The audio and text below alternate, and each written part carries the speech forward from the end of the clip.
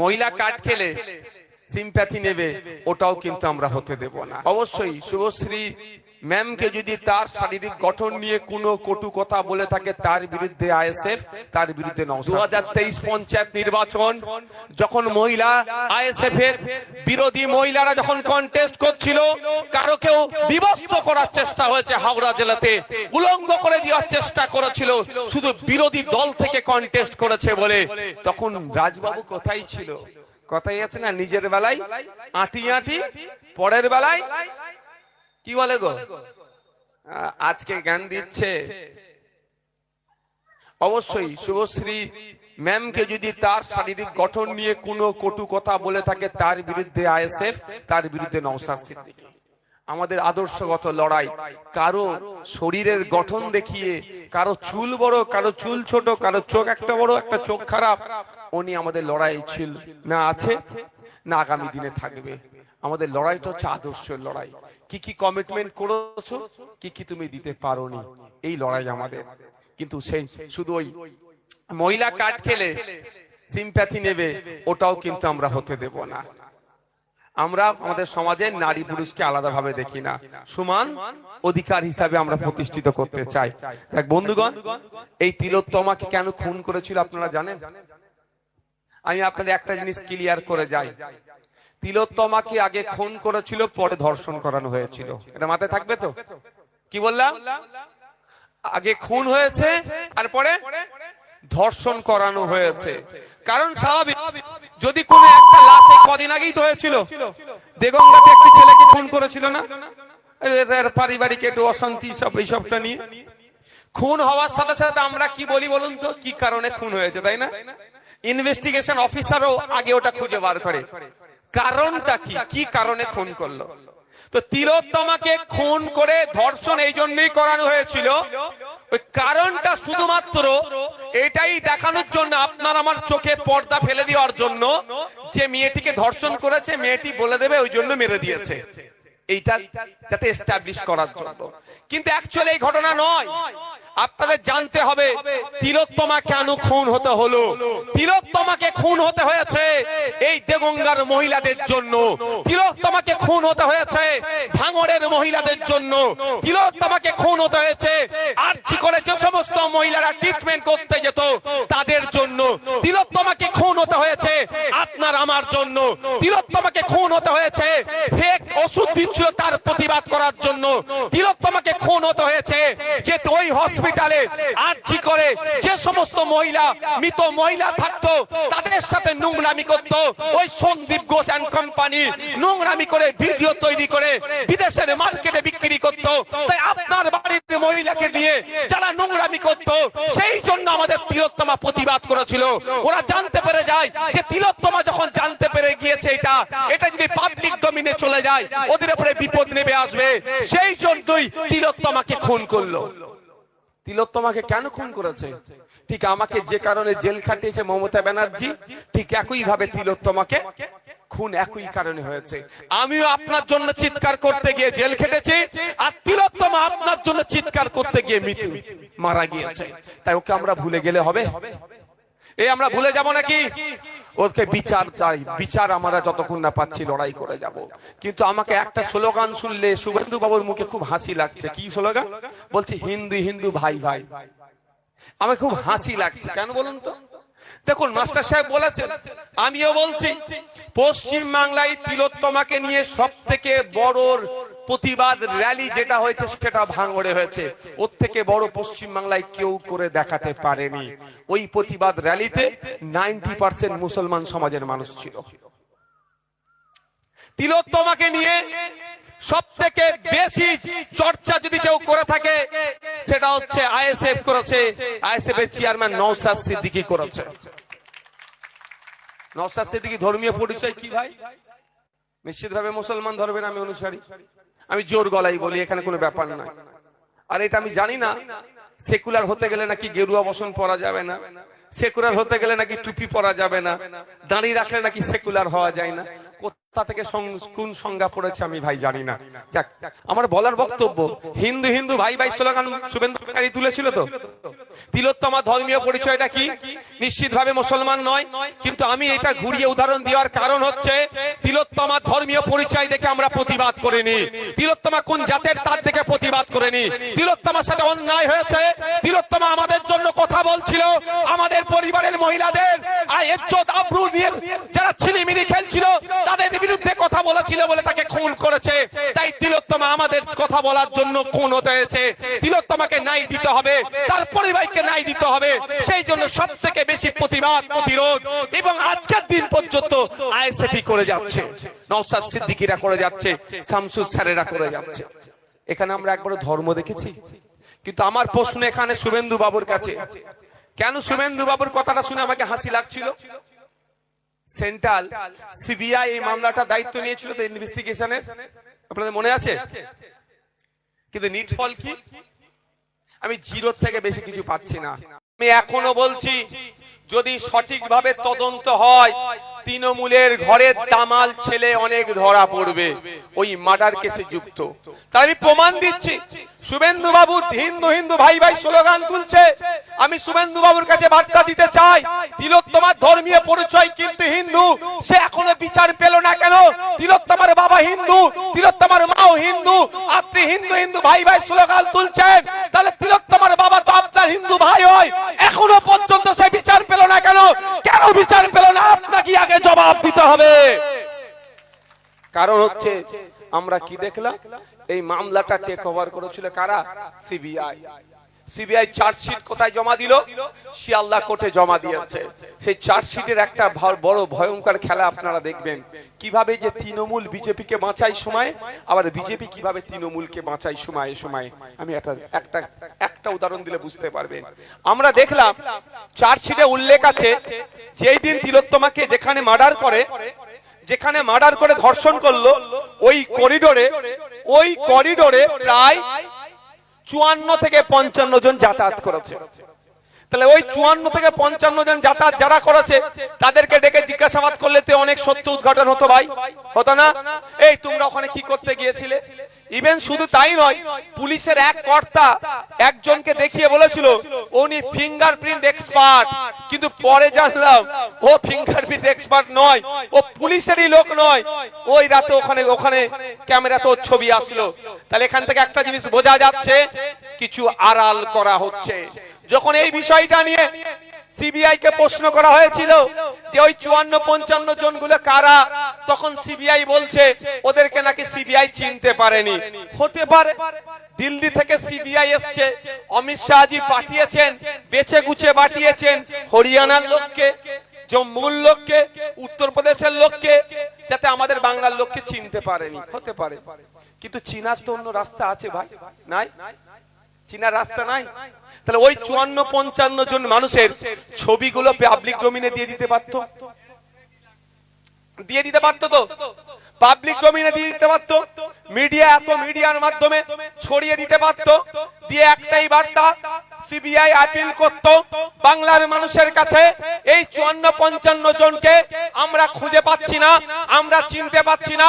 আপনার পাড়ায় আপনার এলাকার যদি বা আপনারা যদি কাউকে চিনতে পারেন, এই 54-55 জনকে নাম ঠিকানা যদি আপনারা জানতে পারেন, তাহলে আপনারা আমাদেরকে দিন, আপনাদের পরিচয় গোপন রাখবো।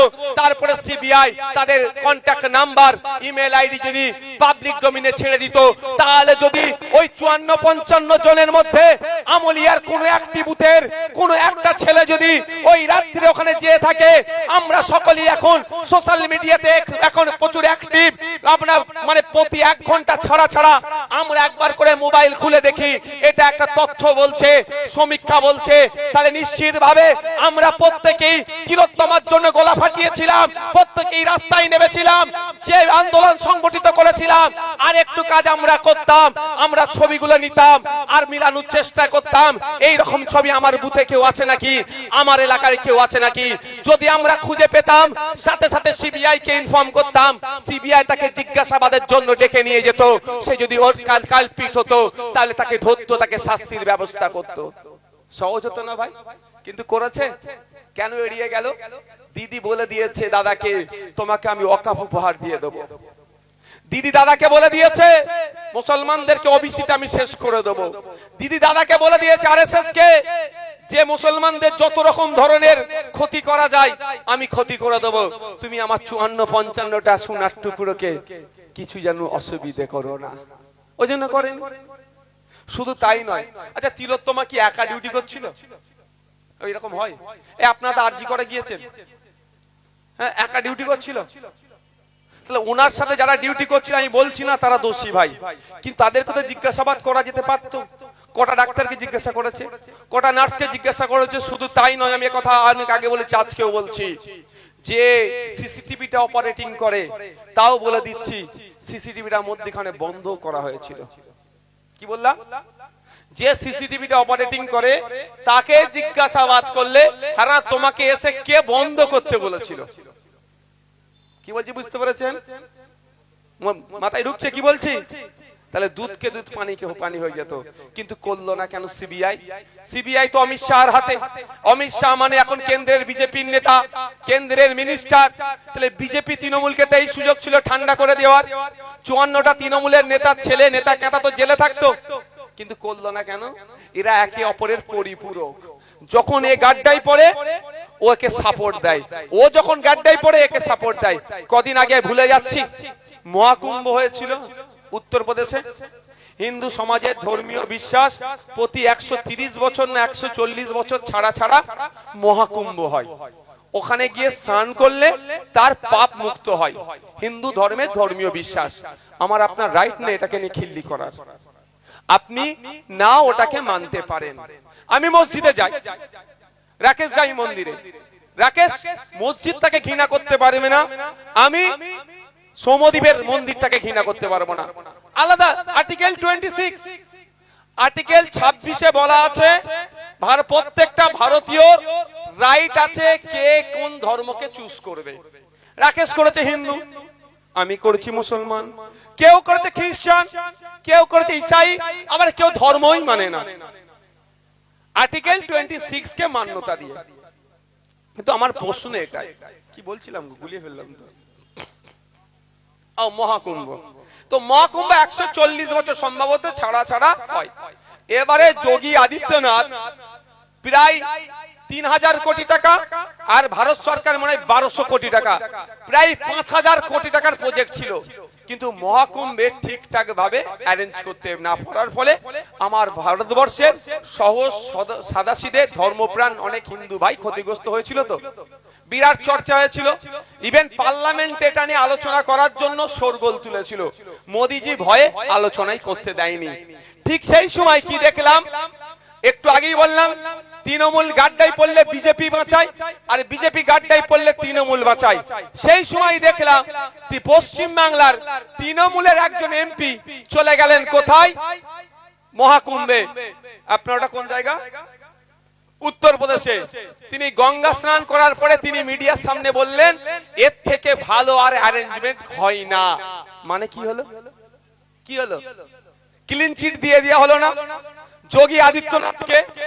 বিজেপি বিপদে পড়েছিল, যোগী আদিত্যনাথের সরকার কথা বলতে পারছিল না, ভারত সরকার পার্লামেন্টে আলোচনা করার সাহস দেখাতে পারছিল না। যখন ব্যাকফুটে যখন ছিল, তখন মমতা ব্যানার্জি সুকৌশলে তার এমপিকে পাঠিয়ে গঙ্গা স্নান করিয়ে মিডিয়ার সামনে এটা প্রমাণ করিয়ে দিল যে প্রধান, অন্যতম প্রধান তথাকথিত বিরোধী মুখ মমতা ব্যানার্জির দল তৃণমূলের এমপি বলেছে এর থেকে ভালো আর অ্যারেঞ্জমেন্ট হয় না। তাহলে নিশ্চিতভাবে ওই সহজ সরল হিন্দুগুলোর দোষের কারণেই ওরা ক্ষতিগ্রস্ত হয়েছে, যোগী আদিত্যনাথের দোষ নেই। কে কখন কোথায় ম্যানেজ দিচ্ছে বুঝতে পারছেন? আর আপনি আমি কি ভাবছি? তৃণমূলকে দিয়ে বিজেপিকে আটকাবো। আর কিছু মানুষ ভাবছে বিজেপি তৃণমূলের অত্যাচারের হাত থেকে বাঁচতে গেলে আমাকে বিজেপিকে ধরতে হবে।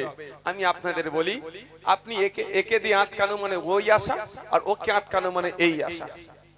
এদেরকে দিয়ে কাজ হবে না। আপনার একটা ছোট্ট শুধু আমি আপনাদের ফিডব্যাক নিতে চাই। কটা বাজে গো? আর 5-7 মিনিট বলবো। কারো অসুবিধা আছে? কারা শুনতে চান একটু দেখান তো, হাত তুলে। একটু হাত তুলে রাখুন, একটু হাত তুলে রাখুন, হাতটা তুলে রাখুন। এনার্জি আছে শোনার? এনার্জি আছে তো? এনার্জি আছে তো? তাহলে আমি গুটি কয়েক আজকে রক্তদান শিবির, আমি পলিটিক্যাল কথা বেশি যাব না, সরকার নিয়ে কিছু কথা বলবো, সিস্টেমটা নিয়ে, এই সিস্টেমটা নিয়ে আমি কিছু কথা বলবো। যাক, তার আগে এটা আমি শেষ করি। আবার গুলিয়ে ফেলেছি, কি বলছি, মাথা থেকে আউট হয়ে যাচ্ছে কেন সেটিংটা। আচ্ছা, বাপের বয়সী যারা আছেন আমাকে বলুন, মায়ের বয়সী যারা আছে বলুন, রাজনৈতিক সচেতন যারা আছে একটু বলুন, 2011 সালের আগে পশ্চিম বাংলায় বিজেপি বলে কিছু খুঁজে পেতেন? হাসানুজ্জামান ভাই, আপনারা বলুন তো, আপনাদের সরকার সেই সময় চলেছিল তো স্যার, 2011 সালের আগে বিজেপি বলে কিছু খুঁজে পাওয়া যেত? পেত? পাওয়া যেত? খুঁজে পাওয়া যেত না। তার প্রমাণ আমি দেবো, গুগলে গেলে সব, গুগলে যান, সব পাবেন। 2011 সালের ভোটার লিস্ট যেমন পাচ্ছেন, 2002 এর ভোটার লিস্ট পাওয়া যাচ্ছে তো। 2011 সালের দেগঙ্গা বিধানসভায় মার্জিনের ডিটেলস আপনি অনলাইনে পেয়ে যাবেন। কত ভোট হয়েছিল, সিপিএম কত পেয়েছিল, তৃণমূল কত পেয়েছিল, ফরওয়ার্ড ব্লক কত পেয়েছিল, আপনার কি বলে বিজেপি কত পেয়েছিল, দেখবেন সব পাওয়া যাবে। 5000 7000 খুব বেশি হলে পেয়েছে। আর আজকে দেখুন কেন বাড়ছে, এটা বুঝতে হবে। 2011 সালের আগে তৃণমূল ক্ষমতায় ছিল না, বিজেপি পশ্চিম বাংলায় দাঁত ফুটাতে পারেনি। আপনারা যদি মনে করেন 2026 সালে বিজেপিকে আটকাতে হবে, তাহলে শুধু বিজেপিকে আটকানোর স্বপ্ন দেখলে বিজেপিকে আপনি আটকাতে পারবেন না। 2011 সালের আগে তৃণমূলের সরকার ছিল না, পশ্চিম বাংলায় বিজেপি বলে কিছু ছিল না। তাই 2026 সালে পশ্চিম বাংলায় তৃণমূলের সরকার রাখেন না, তাহলে বিজেপি বলেও কিছু থাকবে না। কি বলছি বুঝতে পেরেছেন? 2011 আগে ছিল না সরকার, বিজেপিও ঘুমিয়েছিল। 11 পরে আসলো, বিজেপি জেগে উঠলো। 2026-এ সরকার সরিয়ে দেন, বিজেপিও ঘুমিয়ে পড়বে। এই যে জায়গাটায় আছে, ঘাস সেই অর্থে নেই কেন? পানি নাই বলে। আপনারা চাষিভুষি এলাকার মানুষ তো নাকি গো? পানি যেখানে থাকবে ঘাস জন্মাবে, আর ঘাস জন্মালে ছাগল গরুর উৎপাদ বাড়বে। উৎপাদ না বাড়ে তার জন্য আপনি বেড়া লাগিয়ে রেখেছেন, একটা গেট করেছেন, গেটের চাবি যাকে দিয়েছেন সে গেট খুলে ছাগলকে গরুকে ঘাস খাওয়ানোর সুযোগ দিচ্ছে। তাহলে কি করতে হবে এখন? কি করতে হবে? তাহলে যে পাইপ লাইন দিয়ে পানি আসছে ওই পাইপ লাইনটাই কেটে দিতে হবে। তৃণমূল নামক পাইপ লাইন থাকার জন্য বিজেপি আজকে উৎপাত করছে। তাই আমরা যদি তৃণমূল নামক পাইপ লাইনটাকে কাটতে পারি, তাহলে ঘাস পানি আসবে না, ঘাস জন্মাবে না, আর ঘাস না জন্মালে গরু ছাগলের উৎপাত বাড়বে না। তাই মাথায় ঢুকিয়ে নিন, 2026 সাল আসছে, পশ্চিম বাংলার কোথায় কি হচ্ছে দেখার প্রয়োজন নাই। ভারত থেকে নওশাদ সিদ্দিকীকে যেমন উপহার দিয়েছে, নওশাদ সিদ্দিকীর সাথে লড়াই করার জন্য দেগঙ্গা থেকেও আমরা একটা নওশাদ সিদ্দিকীকে পাঠাবো। হবে তো নাকি? না গল্প শোনাবে বিজেপি চলে আসবে? গল্প শোনালেও তারও ওষুধ আমি দিয়ে যাচ্ছি আজকে। গল্প শোনাতে পারে তৃণমূল, এই আইএসএফ ভোট কেটে নাকি বিজেপি সুবিধা করে দেবে। ভাঙড়েও গল্প শুনিয়েছিল, আপনারা দেখুন ভাঙড়ের মানুষ এই গল্প খায়নি। আইএসএফ কে ভোট দিয়েছে, বিধানসভার মধ্যে চলে গিয়েছে, রাজ্যের মানুষের হয়ে লড়াই করছে। তাই 2026 আসছে, ওই গল্প শুনিয়ে লাভ হবে না। আপনাদের বলবো, আপনার ইভিএম মেশিনে খাম চিহ্নে ভোটটা দিন, আর নওশাদ সিদ্দিকীর পাশে থেকে লড়াই করার সংখ্যা বাড়ান, ডবল ডিজিট পাঠান। আপনাদের বলুন, আজকে আপনারা আফসোস করছেন, 10টা যদি নওশাদ সিদ্দিকী থাকতো, সংযুক্ত মোর্চার 10টা যদি বিধায়ক থাকতো, মমতা ব্যানার্জি ওয়াকফ নিয়ে দ্বিচারিতা করতে পারতো না। এসটি/এসসি সার্টিফিকেট নিয়ে দ্বিচারিতা করছে, সেটা করতে পারতো না। জঙ্গলের স্বাভাবিক অধিকার আদিবাসীদের কাছ থেকে কাটতে পারতো না। এই ওয়াকফ নিয়ে যে নাটক করেছে, এটা সাহস দেখাতে পারতো না। হসপিটালে ডক্টর থাকতো, স্কুলে টিচার থাকতো, গণপরিবহন ব্যবস্থা এরকম ভাবে ধ্বংস হতো না। কারণ যে প্রধান বিরোধী দল আছে, ও বিরোধী দল নাটকের জন্য আছে। 10টা সংযুক্ত মোর্চার বিধায়ক থাকলে মমতা ব্যানার্জির ঘুম হারাম হয়ে যেত। কারণ একটা সংযুক্ত মোর্চা তো তার আইএসএফ এর বিধায়ক যদি 293টার উপরে ভারী পড়তো পড়ি, তাহলে 10টা থাকলে কি হতো ভাই? আফসোস হচ্ছে না এখন? হচ্ছে তো? তাহলে এই আফসোসটা সামনে বারে হবে তো উত্তরে? একটা কথা ওরা বলতে পারে, ভোট কেটে বিজেপির সুবিধা করে দেবে। চলো একটা এগ্রিমেন্ট হোক, তাহলে একটা এগ্রিমেন্ট হোক, বলছে আইএসএফ না কি বিজেপির কাছ থেকে টাকা নিয়ে ভোট কেটে বিজেপির সুবিধা করে দেবে।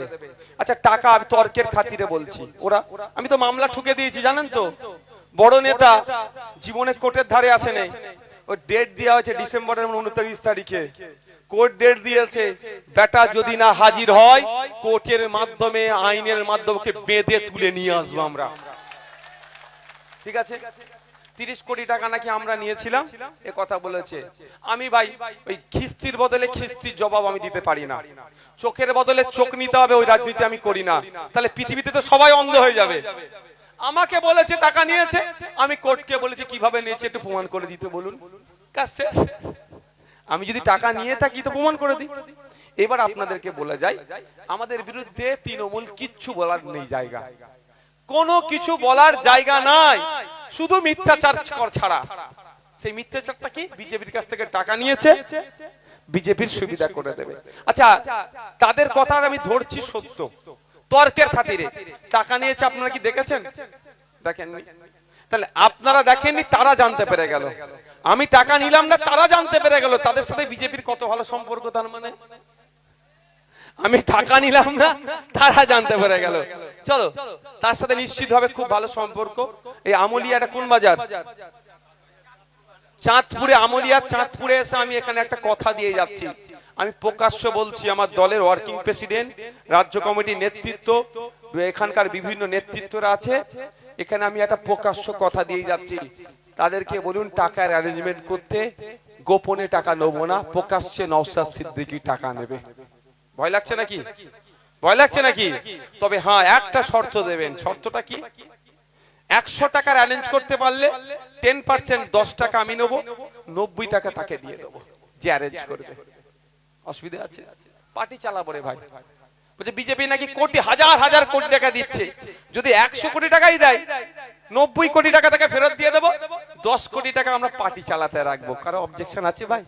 আমার অবজেকশন নেই, তবে ওপেন নেবো, ওই গোপনে হবে না ভাই। ফেস টাইমে কল করে শুভেন্দু অধিকারী, মমতা ব্যানার্জি রাতে তুই এটা বল, আমি রাত সকালবেলা এটা বলবো, চলবে না। অন স্টেজ হবে, হাতে টাকা তুলে দেবে, নিয়ে নেবো। আজকের পর থেকে যদি কেউ বলে যে বিজেপির কাছ থেকে টাকা নিয়ে সুবিধা করে দিচ্ছে, তাকে কি বলবেন? এই টাকা নিয়েছে প্রমাণ করতে পারিসনি তোরা। তোদের এক নেতা বলেছিল টাকা নিয়েছে, তার নামে মামলা করেছে। ইভেন এখানে বলে যাচ্ছি, মমতা ব্যানার্জিরও সাহস নাই, তার ভাইপো অভিষেক ব্যানার্জিরও সাহস নাই এটা বলা সংখ্যা যে নয়। যেমন একবার একজন সংখ্যা বলে ফেসে গিয়েছে যে কবে কোথায় কত টাকা নিয়েছে, এটুকু মমতা ব্যানার্জি বলুক। উনিও কত বড় রাজ্যের, আমাদের রাজ্যের মুখ্যমন্ত্রী, যত বড়ই পদে থাকুক না, তাকে স্যালুট করি, মুখ্যমন্ত্রীকে আমি সম্মান দেবই, কিন্তু তাকেও আমি কোর্টে টেনে নিয়ে আসবো সত্য প্রমাণ করানোর জন্য। কারো ক্ষমতা নেই করার, শুধু মিথ্যাচার করছে। আজকের পর থেকে মিথ্যাচার করলে বলবেন এই প্রকাশ্যে টাকা নেবে, উল্টে তোকে 90% দিয়ে দেবে, 10% পার্টি চালানোর জন্য রাখবে। এবার আর একটা চলে এগ্রিমেন্ট হোক। এগ্রিমেন্ট এটাই, এগ্রিমেন্টে লিখবে পীরজাদা আব্বাস সিদ্দিকী সই করবে, ওদিকে মমতা ব্যানার্জিকে সই করতে হবে। আমাদের দলের প্রাণ পুরুষ প্রতিষ্ঠাতা আমাদের ভাইজান সই করবে একদিকে, একদিকে করবে তৃণমূল কংগ্রেসের সুপ্রিমো, এটাই লেখা থাকবে। আমরা বড় ভাইজান লিখবে আইএসএফ যেখানে যেখানে প্রার্থী দেবে ওখানে যদি বিজেপি চলে আসে ভোট কাটে, তাহলে তৃণমূল যা শাস্তি দেবে সব মাথা পেতে আইএসএফ মেনে নেবে। সাথে সাথে মমতা ব্যানার্জিকে লিখতে হবে যেখানে যেখানে তৃণমূল প্রার্থী দেবে ওখানে ভোট কেটে যদি বিজেপি আসে, আইএসএফ যা শাস্তি দেবে মাথা পেতে মানতে হবে। হোক হোক চ্যালেঞ্জ, অসুবিধা আছে নাকি? আমরা জীবন দিয়ে বিজেপিকে আটকাবো তো? এই কারা কারা? আমি তো রাজি আছি, প্রয়োজনে জীবন দিয়ে দেবো বিজেপিকে আটকাবো। রাজি আছেন তো আপনারা? তাহলে আমাদের যদি, আমরা যদি টাকা বিজেপির কাছ থেকে নিয়ে রাখি বিজেপিকে আনার জন্য, তাহলে সই করতে ভয় লাগবে আমার। আর মমতা ব্যানার্জি তার ভাইপোকে, কি হলো স্যার? আচ্ছা আচ্ছা, মমতা ব্যানার্জি তার ভাইপোকে, তার দলের লোককে, ওই চালচোর জানেন তো নাকি, হ্যাঁ জেল খেটে এসছে একবার, তাদেরকে বাঁচানোর জন্য যদি না সই করে, আপনার মনে হয় মমতা ব্যানার্জি সই করবে?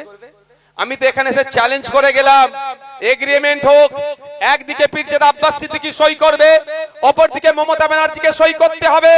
আইএসএফ এর ভোট কাটাকাটিতে যদি বিজেপি আসে, যা শাস্তি তৃণমূল দেবে মাথা পেতে নেব। কিন্তু তথ্য 2021 সালে তোলা আমাদের কাছে আছে, 77টা সিট বিজেপি পেয়েছে, তাকে মমতা ব্যানার্জির দল উপহার দিয়েছে। 2026-এ কটা উপহার দেবে অলরেডি হয়তো অমিত শাহর সাথে তারা এগ্রিমেন্ট করে নিয়েছে। সুতরাং আইএসএফ এর সাথে ওরা এগ্রিমেন্টে আসবে না, জানে প্রচুর মিথ্যে মামলা দিয়েছি, মারধর করেছি, অবস্থা খারাপ আছে। আজান হচ্ছে গো, হ্যালো, ঠিক আছে। আজানের পরে 2-5 মিনিট আমি বক্তব্য দেবো, কারো অসুবিধা নেই তো? 2-5 মিনিট এই পাঠটা শেষ করেছি, শুধু একটু সরকার নিয়ে বলে ছেড়ে দেবো।